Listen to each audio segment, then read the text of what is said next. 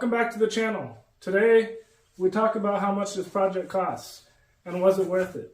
Like many of you car enthusiasts out there, I as well suffer from this disease of scrolling for hours looking for project cars that I don't need.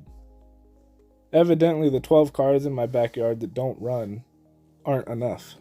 I came across this 1986 Toyota pickup on OfferUp, and I figured my other 3 Toyota pickups were looking lonely, so I had to have it. I picked up a trailer, drove 5 hours to go look at it. The original price was $5,000, then he lowered it to $3,000, and when I saw this thing, it was absolutely disgusting. It was rat infested, wires chewed, everything. But going back to that addiction of buying cars, I had to have it. I ended up negotiating with the guy and I got it for $1,600. Driving the most inefficient truck I could find along with the trailer rental, delivery was $260. After I got it home, I was able to inspect it a little more and I found that the motor and the transmission were both seized. Thanks to my hoarder tendencies with Toyota parts, I was able to rebuild the motor for about $500. Having a couple perfectly running Toyotas, it was like a perfect junkyard to steal a bunch of parts from, which is kind of counterintuitive. But I was able to steal the radiator, the alternator, a bunch of miscellaneous parts. I ended up purchasing a new carburetor for it. Since the original transmission was seized, I was able to steal the transmission out of my Back to the Future project. Aside from being completely rat infested, the interior was actually pretty complete. All I had to do was just remove absolutely everything, repair the wiring harness, and pretty much go through and bleach every single part, clean it, and then put it back together.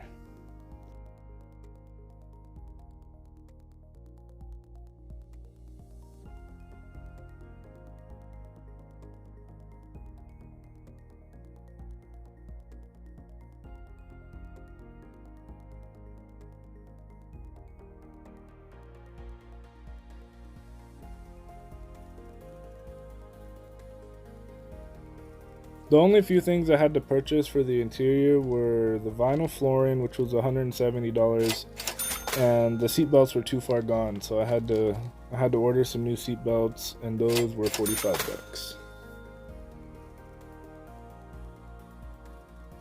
I was able to repurpose the wheels, but the new mud terrains along with the mountain balance ran me $772.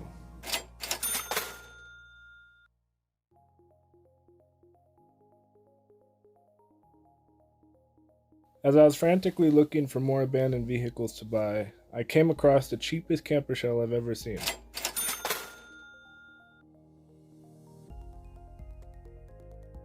My choice of bed liner was a product called Herculiner, and that was about $100.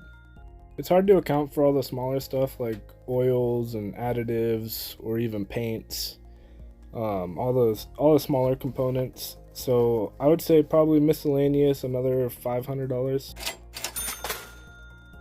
So all that together brings us to a grand total of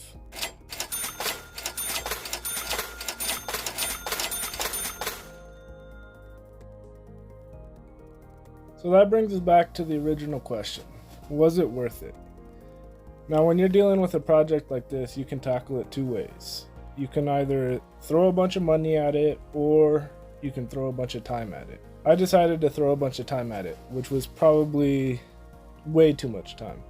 I probably saved at least a couple grand stealing parts off my other Toyotas, or fixing the parts that were broken, or even building parts from scratch. Now for me personally, it was worth it because I got to take a vehicle that was probably never going to be on the road again, bring it back to life, and make it look pretty cool.